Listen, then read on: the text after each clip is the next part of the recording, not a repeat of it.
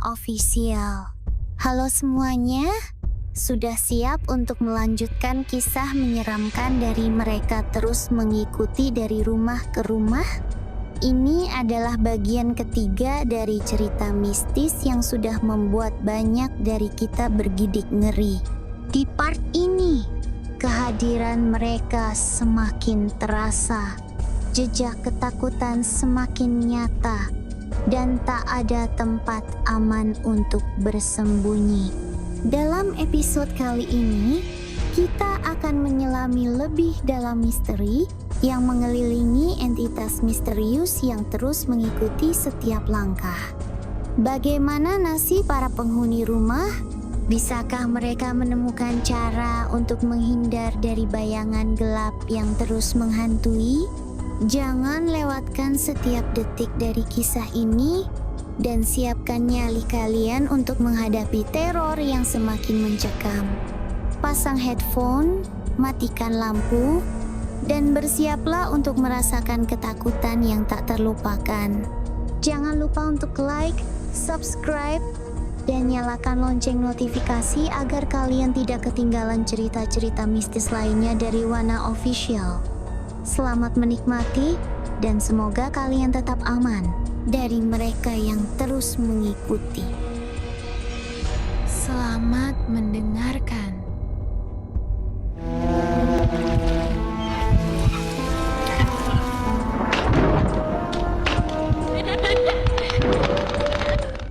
Karena bingung tak tahu harus bagaimana lagi, akhirnya ibuku berusaha mencari sedikit informasi dari tetangga sekitar. Ditanyanya perihal apakah mereka juga sering mengalami kehilangan uang atau barang di dalam rumah, asumsi keluargaku, mungkin saja ada yang melakukan pesugihan babi ngepet di sekitaran tempat tinggalku.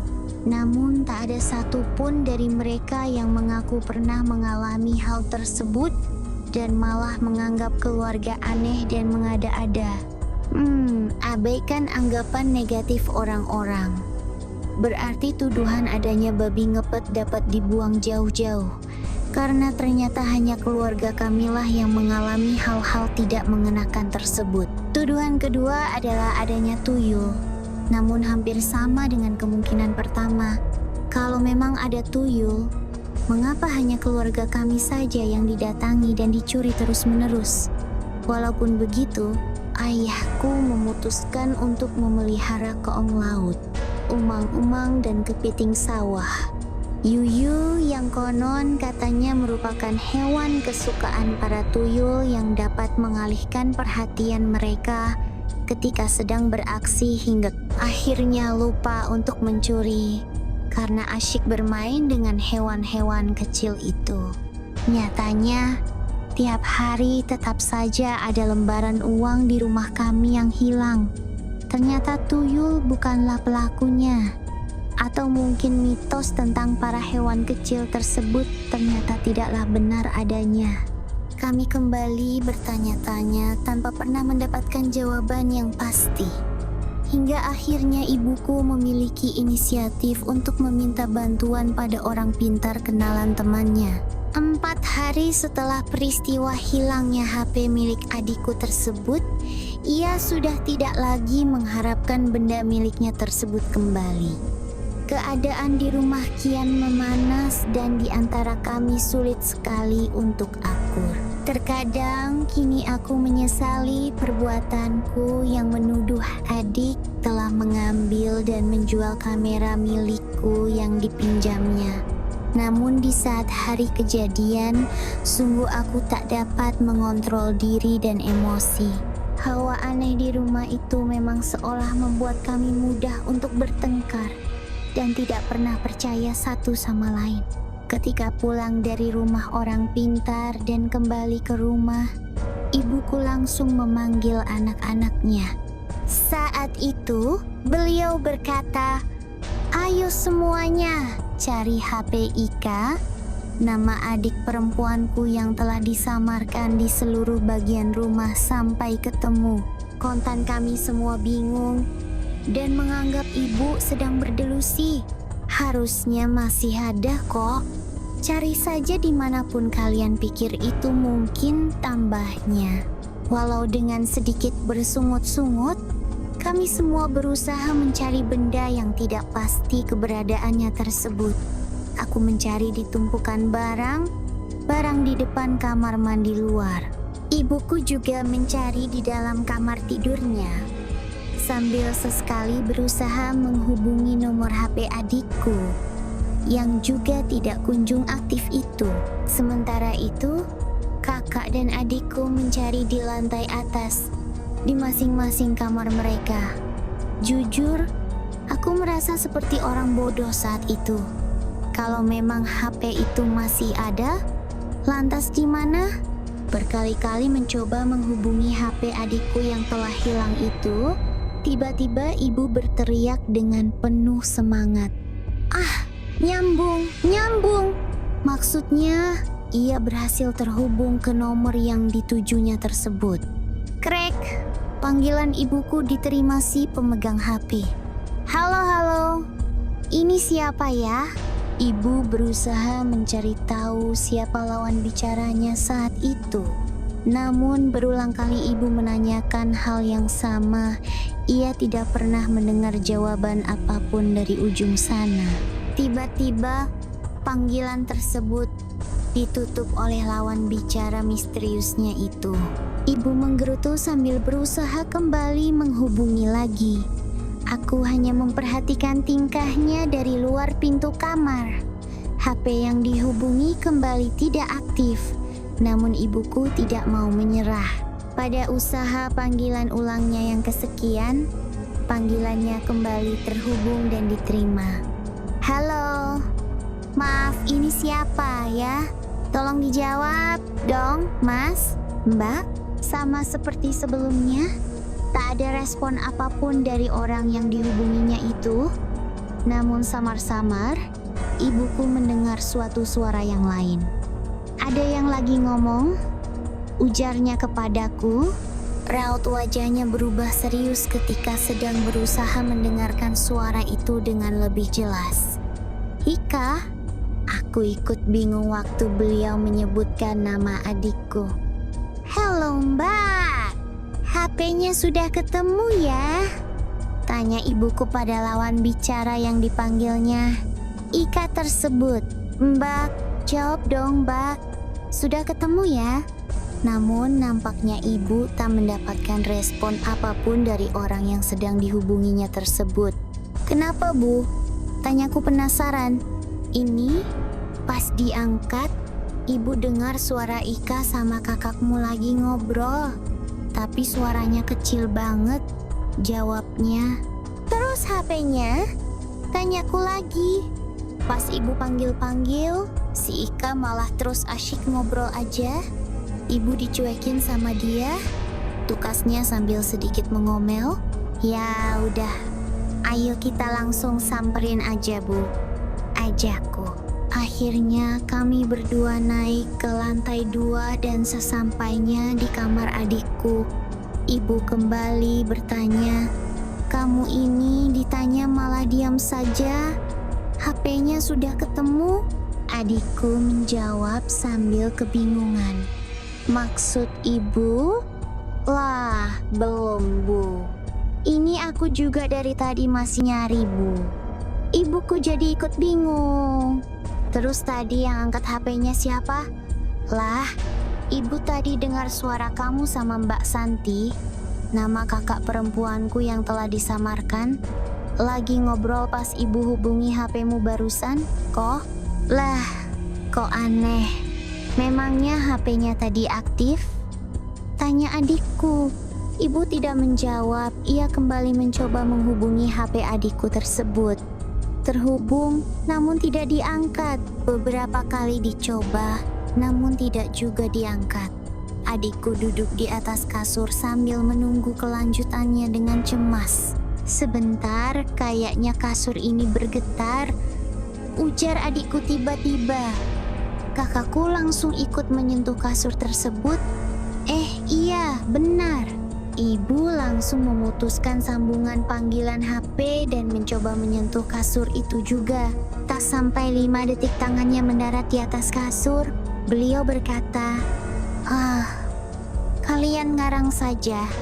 Mana? Tidak ada getaran sama sekali.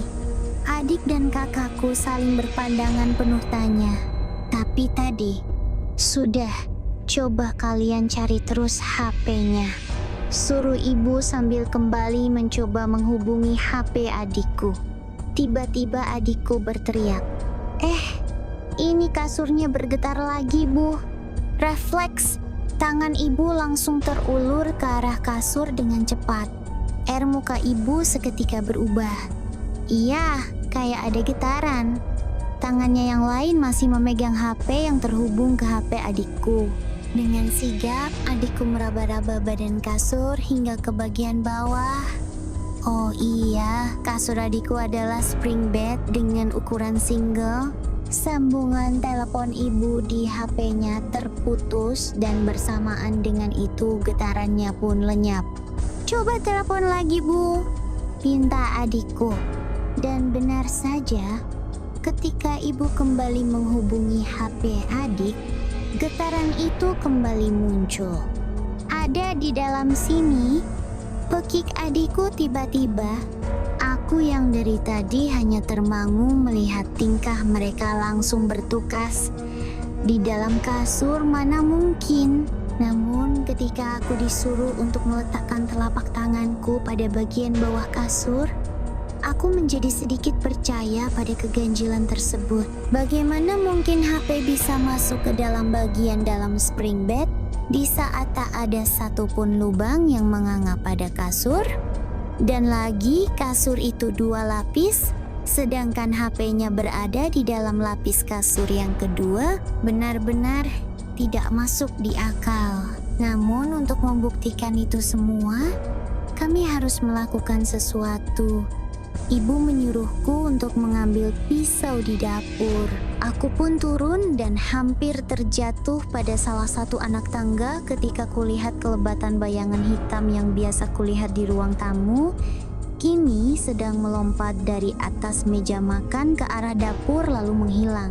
Buru-buru langsung kuambil sebilah pisau dan kembali ke lantai atas.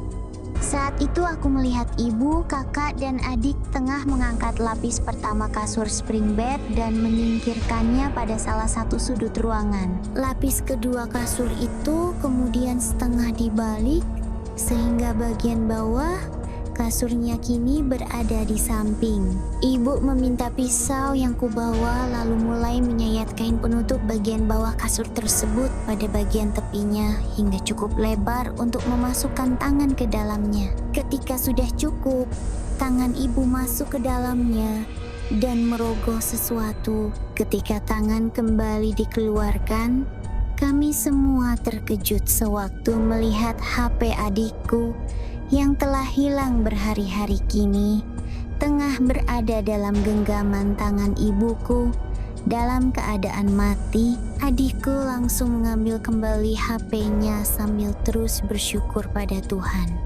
Sementara aku dan kakakku masih termangu tak percaya. Benar apa yang dibilang orang pintare itu, ujar ibuku. Kami semua tak paham dengan maksud perkataan beliau barusan. Ibu menyuruh kami semua untuk turun dan berjanji akan menjelaskan lebih lanjut di ruang tamu. Jadi begini, kalian masih ingat dengan telur bebek busuk yang pecah di depan pintu rumah waktu itu? Kami semua mengangguk.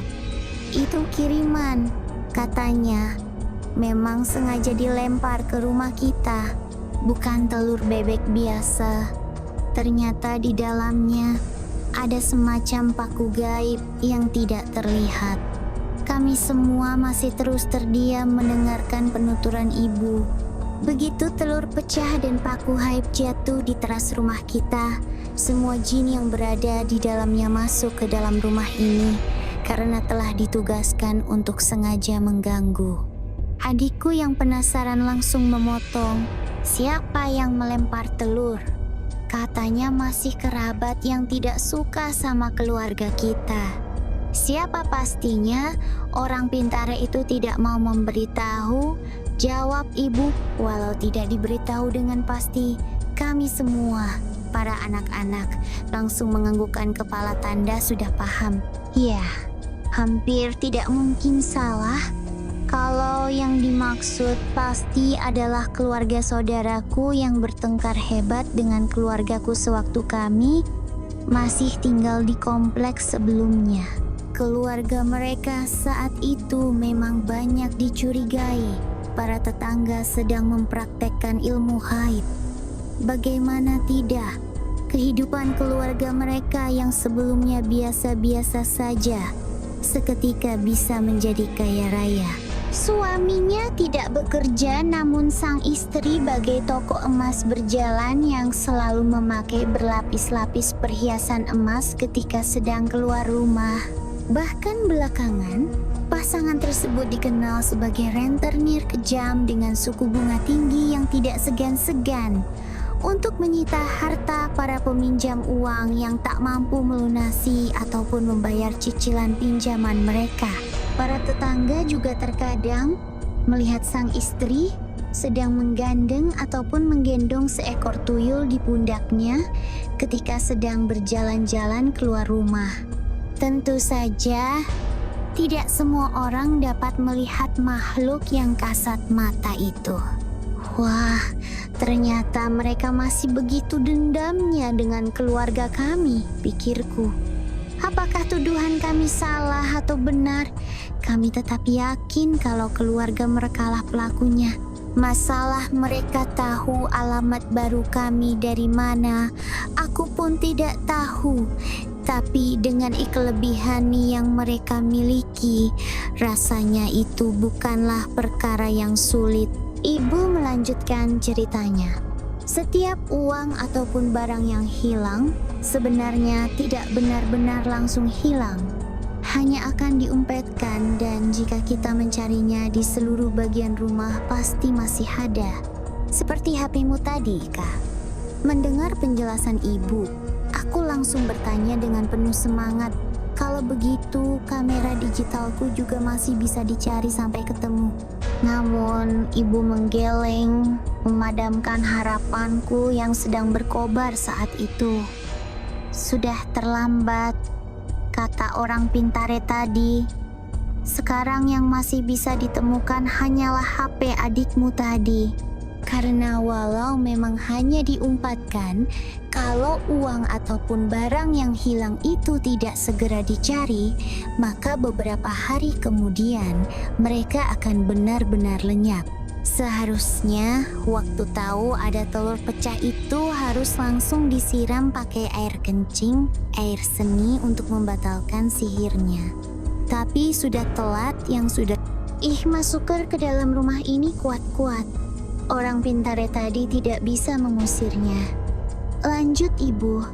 Aneh, namun tak begitu aneh, karena memang sejak awal semuanya sudah aneh. Setelahnya, ibu menyuruh kami untuk mengambil garam yang diperolehnya dari ingorang pintare dan menaburkannya pada setiap bagian depan pintu di rumah kami. Katanya untuk menangkal masuknya makhluk gaib lain yang kemungkinan akan menyusul dikirimkan lagi.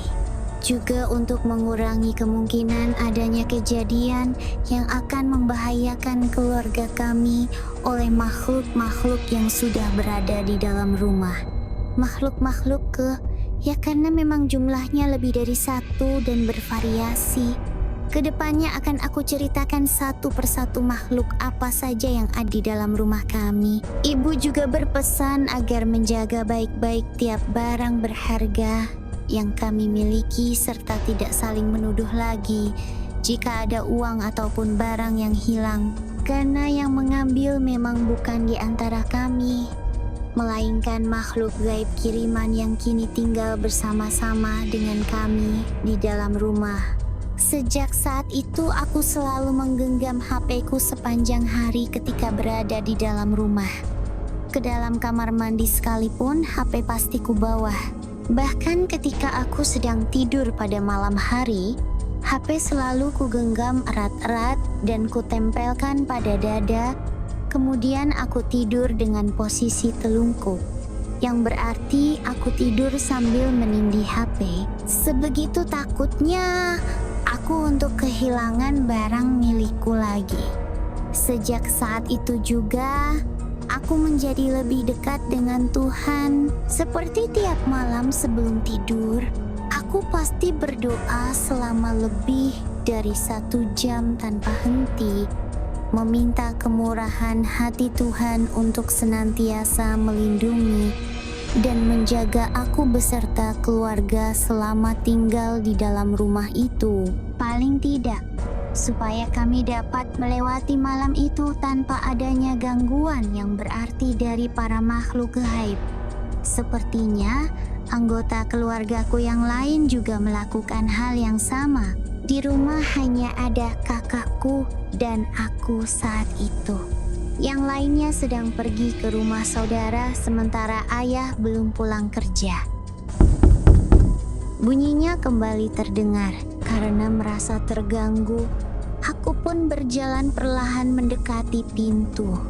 Dengan mengendap-endap, aku berniat untuk mencari tahu siapa yang melakukan hal iseng tersebut. Mungkin saja itu kakakku yang sedang berusaha menakuti. Walaupun aku sadar benar kalau bunyi ketukan itu pun tetap muncul saat aku sedang seorang diri di rumah. Aku tak dapat mengintip dari lubang kunci karena saat itu kunci sedang terpasang. Jika aku mencabutnya, maka pasti akan menimbulkan bunyi dan pelakunya bisa keburu kabur karena mendengar bunyinya. Telinga kutempelkan pada badan pintu, ingin memastikan bahwa bunyi ketukan yang aku dengar selama ini memanglah berasal dari depan pintu kamar. Nyarinya bunyi ketukan sempat membuatku kaget.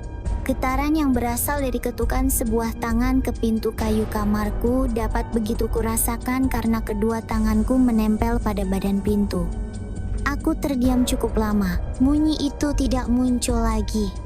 Saat aku hendak kembali ke kasur, tiba-tiba bunyi itu kembali terdengar dan tanpa menunggu ketukan tersebut selesai hingga 3 kali, aku langsung membuka pintu dengan begitu cepat. Dan seperti biasa, kosong. Aku langsung mencari kakakku dan ternyata ia sedang menonton TV di ruang tamu.